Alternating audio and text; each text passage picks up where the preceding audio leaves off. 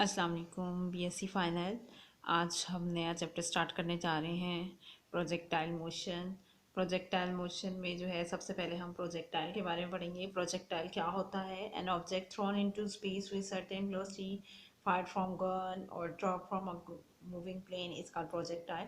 कोई भी ऑब्जेक्ट आप स्पेस में थ्रो करते हैं किसी भी सर्टेन वेलोसिटी के साथ, और जो है वो मूविंग प्लेन में मूव कर रहा होता है, किसी खास प्लेन में मूव करता है, तो वो प्लेन जो है वो प्रोजेक्टाइल कहलाते हैं। वो बॉडी जो है जो थ्रोन की गई है सर्टेन वेलोसिटी के साथ स्पेस में, वो प्रोजेक्टाइल किया जाता है कि प्रोजेक्ट किया जाता है। एक आप किसी भी जैसे गन से फायर एक किया जाता है तो वो, या ड्रॉप किया जाता है तो वो प्रोजेक्ट किया जाता है, प्रोजेक्टाइल मूवमेंट में जाता है। किसी भी प्रोजेक्टाइल मूवमेंट जो है उसमें हमेशा कांस्टेंट हॉरिजॉन्टल वेलोसिटी होती है, ठीक है। At the same time falls freely under the section of gravity, and उसी ही सर्टेन वेलोसिटी के साथ दोबारा जो है वो फ्रीली फॉल होती है under the action of gravity, gravity force of gravity की वजह से दोबारा सेम वेलोसिटी के साथ बॉडी जो है दोबारा जो है फॉल भी होती है। ओके, ये this is the definition of projectile. And the trajectory of projectile क्या होता है? That a particle of mass m is drop from a point O।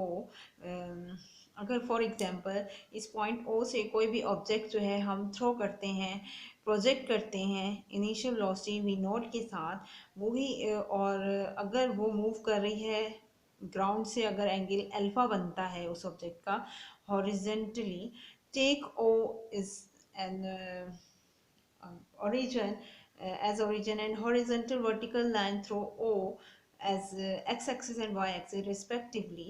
तो जो भी अगर हम यहाँ से पार्टिकल जो प्रोजेक्ट कर रहे हैं उस पॉइंट O से लेकर एक्स एक्सिस तक दोबारा बॉडी फॉल होकर जो है दोबारा ग्राउंड पर टच करती है, तो वो जो ये एरिया कवर कर रही है बॉडी प्रोजेक्शन के दौरान, that is trajectory. Clear? And suppose at the after time t the particle is point pxy whose position vector is r। For example आप सपोज कर लीजिए कि कोई भी पॉइंट बॉडी जो है आफ्टर टाइम टी के बाद जो है पॉइंट पी एक्स वाई पर पहुंचती है, वहां पर पोजीशन वेक्टर आर जो है वो एक्स आई प्लस वाई जे, क्योंकि आई वेक्टर में है और टू डायमेंशन में है X and Y, so X I plus Y J. Differentiate करते हैं इस आर को, पोजीशन वेक्टर को with respect to T, so D x over D T I plus D Y over D T J. D R over D T you know that velocity के बराबर होता है D x over D T I plus D Y over D G. Same. Now velocity को दोबारा से अगर हम differentiate करते हैं, अगर इसी रिलेशन को जो, अगर हम अबव रिलेशन को जो वेलोसिटी बराबर है D x over D t और i plus D Y over D T j, अगर हम again differentiate with respect to t करें तो t v over D t बन जाएगा, और second derivate of x with respect to t d t square d square y, so d T square j. Similar, and this dv over dt, you know that velocity, the rate of change of velocity is called acceleration. This that's equals to a acceleration, and the relation of acceleration is become d square x over dt square I plus d square y over dt square j। The gravitational force acting on the particle at point p x y, उस वक्त जो है particle में जो है under the movement of action of gravity force, the gravitational force acting on the particle, उसी point p x Y पर जो है ग्रेविटेशनल फोर्स भी एक्ट कर रही थी, जो कि बराबर होगी according to Newton second law of motion, F equals to minus M G J. M G जो है वो ड्यू टू ग्रेविटी हम बता रहे हैं एम जी जे है, क्योंकि वाई एक्सिस पर था इसलिए जी जे वेक्टर है। According to Newton second law of motion we know that F equals to M A, and A equals to D square x over D T square I plus D square Y over D T square J. Above expression से आपने ए की value को substitute किया यहाँ पर, इस तरह से आपके पास जो दो रिलेशंस बने हैं एफ के, जो आप पार्टिकल जो है पी एक्स वाई पोजिशन पर ग्रेविटेशनल फोर्स एक्ट होने पर कंडीशन बनी, that is equal to this, and the according to Newton second law of motion F equal to this. Comparing or equating these two relations of f, we have d square x over dt square I plus d square y over dt square j equals to minus mgj. Clear. यहाँ m जो है वो both side पर cancel out करेंगे और ये relation as it is आ जाएगा. और यहाँ पर चूँकि जो है जे वेक्टर जो पोजीशन में है जी जे और आई पोजीशन पर जो है कोई भी क्वांटिटी आपके पास नहीं थी, इसलिए वो ज़ीरो. और डी स्क्वायर एक्स, और अगर हम according to by equating the coefficients of unit vectors of i and j, we have d square x over D T square equals to zero and d square Y over D T square equals to minus g. Clear. और integrating with respect to t, इसको अगर हम integrate करते हैं with respect to T तो हमारे पास क्या value आएगी, D x over D T square equals to A. Constant zero का डिफरेंशिएट जो है वो कोई कांस्टेंट ए आ सकता है, इसलिए इस रिलेशन को अगर हम with respect to T differentiate करेंगे तो डी वाई और D T equals to minus ji T. Integration पर आपके पास जो भी वेरिएबल ज़ीरो होता है वो पावर वन गेन करता है प्लस कांस्टेंट p के तौर पर. a and b are constant of integration. To determine the value of these constants, apply the initial condition and to find the value of a and b at initially time equals to 0, and dx over dt equals to v naught cos alpha and dy over dt equals to v naught sin alpha. As we know that x equals to v naught cos gx as the position initially condition, velocity becomes equals to v naught. So dx over dt equals to v naught cos alpha, and in y-axis velocity is also v naught, having containing v naught initial velocity, v naught sin alpha dy over dt, v naught sin alpha. Using these values in equation 4, we have a equals to v naught cos alpha and v naught sin alpha equals to minus gt plus b equals to v naught sin alpha. Clear. And using values of a and b in equation number 4, we have, अगर हम a और b की values को जो है equation number 1 में put करते हैं तो यहाँ पर देखें d x over D t की जगह पर हमने v not cos alpha put किया, d x over D t equal हो गया वी नॉट कॉस अल्फा के, and d Y over D t जो है वो बराबर है b की value v not sine alpha हमने पुट की यहाँ पर, तो minus ji t plus v not sine alpha. Clear. Equation number 5 gives the horizontal and vertical components of velocity at any time t. हमें जो है वेलोसिटी कंपोनेंट्स बता रही है ये एक्सप्रेशन, और with respect to time t के हिसाब से इस इक्वेशन नंबर 5 को अगर हम इंटीग्रेट करते हैं तो हमारे पास डिस्प्लेसमेंट और जो डिस्टेंस अब जो पोजीशन है वो आपको पॉइंट की फाइंड आउट हो सकती है. dx ओवर dt को हम इंटीग्रेट करेंगे दोबारा t के रिस्पेक्ट से, तो यहाँ पर V not cos alpha that is the constant and the t is the variable, so in this the integration it becomes equals to x equals to v naught cos alpha t, and dy over dt को integrate करने पर हमारे पास जो है expression आ जाएगी y equals to v naught sin alpha t minus t 1 plus 1 and denominator में fraction में 1 plus 1 minus 1/2 G T square हमारे पास इंटीग्रेट करने पर आएगा, plus d as a constant, c and d as the constant of integration, and to determine the values of these constants we apply the initial condition, and the initial condition is almost repeated. At T equals to zero initial position पर जो है वो time T equals to zero था, position भी zero थी, so origin से start हुआ था पॉइंट ऑब्जेक्ट जो है, इसलिए X equals to zero and Y equals to zero, दोनों पॉइंट्स ही ज़ीरो थे, ओरिजिन से था। So you must have to put x equals to 0 and y equals to 0 and t equals to 0। T zero put करने से ये पूरी value zero हो जाएगी और C equals to zero value आ जाएगी।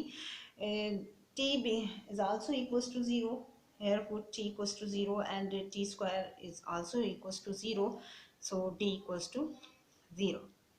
Applying initial condition, we after applying the initial conditions, we have c, the value of c and d equals to 0। Using the values of c and d in equation number 4, we get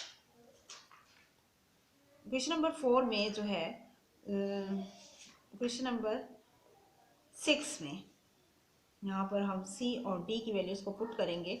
सो हमारे पास relation जो आएगा वो x equals to v not cos alpha t आएगा and y equals to v not sine alpha t minus half g T square. इस equation number seven and eight are parametric equations of trajectory. ये दोनों equations, ये दोनों points हमारे पास parametric equations of trajectories कहलाती हैं। These two equations are parametric equations of trajectory. Now we find the Cartesian equation of trajectory. From equation number 7, g equals to v naught cos alpha, will go there and divide by x upon v naught cos alpha equals to t. Putting the value of t in equation number 8, this value of t is substitute in equation number 8, we have y equals to v naught sin alpha into x upon v naught cos alpha minus half g and t square. T square becomes x upon v naught cos alpha upon a whole square, and after solving square we have g x square upon 2v naught square cos alpha 1 upon cos alpha, relation of trigonometric 1 upon cos alpha equals to sec square alpha, and the equation becomes sin upon cos alpha equals to tangent alpha, and v naught से cancel out हो गया x, we have x tangent alpha minus half g x square v naught square 1 upon cos square alpha becomes sec square alpha, which is Cartesian equation of trajectory of a particle. Clear?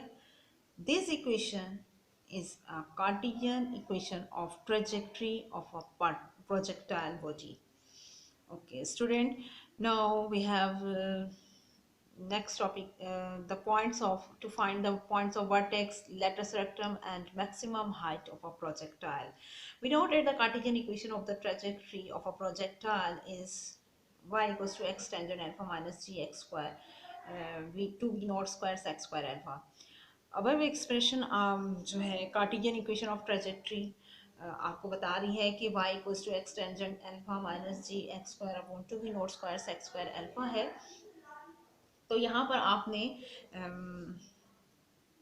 Equation की जो है latus rectum की आपने form बनानी है उस equation की, जिससे आपको पता चल सके कि आपके वर्टेक्स क्या हैं, वर्टाइसिस क्या हैं, लेटस रेक्टम क्या है, मैक्सिमम हाइट कैसे मालूम हो सकती है प्रोजेक्टाइल की।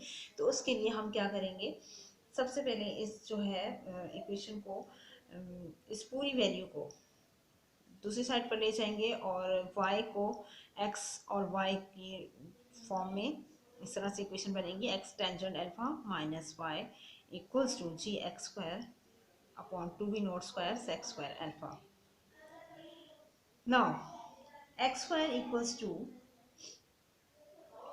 2v naught square upon g sec square alpha x tangent alpha minus y 2v naught square. Here x square becomes separate and the g will go there and divide by x tangent alpha and y upon g sec square alpha, and 2v naught square we'll go there and multiply with these quantities, and we have 2v naught square upon g square alpha and x tangent alpha minus y 2v naught square upon g sec square alpha. Clear? यहाँ हमारे पास 1 upon cos sec square का alpha है and x tangent alpha. Tangent alpha की value आपके पास substitute करेंगे, that is equals to sine upon cos and 1 upon sec square equals to 1 upon cos square. 1 power of cos becomes cancelled and we have sin alpha cos alpha 2y v naught square cos square alpha upon g। Okay, यहाँ से आपने जो है दोनों values को अगर आप calculate करें तो आपके पास ये रिलेशन बनेगा। इस पूरी वैल्यू को x 1 पार है तो इसको x स्क्वायर वाली साइड पर ले जाएं, इस पूरी क्वांटिटी को दूसरी साइड पर ले जाकर आपने सब्ट्रैक्ट कर दिया और y क्वांटिटी y पॉइंट की जो क्वांटिटी है उसको दूसरी साइड पर रहने दिया। अब एडिंग कर दिया बोथ साइड पर आपने v not square sine alpha cos alpha upon g का होल स्क्वायर, तो हमारे पास ये रिलेशन बनेगा x square minus x v not square sine alpha cos square sine alpha cos alpha upon g plus this term equals to 2y v naught square cos square alpha upon g and adding this term. Clear? a minus b का whole square formula यहाँ पर close हो रहा है पूरा। यहाँ पर जो है रिलेशन देखें, यहाँ से जो है हम टू टर्म्स में से जो है कॉमन लेंगे 2v not square cos square alpha upon g y minus v not square sine square alpha upon 2g remaining values बचेंगी। अगर हम इस इक्वेशन को कंपेयर करें general form of vertex or lattice rectum direct equation of directrix, so we have h equals to this and for x y minus k equals to this, h becomes v naught square sin alpha cos alpha upon g and k equals to v naught square sin square alpha upon 2g। Clear? यहाँ पर आपको जो है h और k की value बता दी और equation of directrix से जब 4a की वैल्यू को कंपेयर करेंगे 4a की वैल्यू तकरीबन जो है वो ये सारी value 2v not square cos square alpha upon g बनेगी। क्लियर? वर्टेक्स के पॉइंट्स हमारे पास h और k होते हैं, h और k that's a point of vertex and lattice rectum we know that 4a mode 4a and the 4a values equals to this and the height h equals to k v naught square sin square alpha upon 2g। Clear? And the focus, now we find the focus, x coordinate of focus equals to x coordinate of vertex।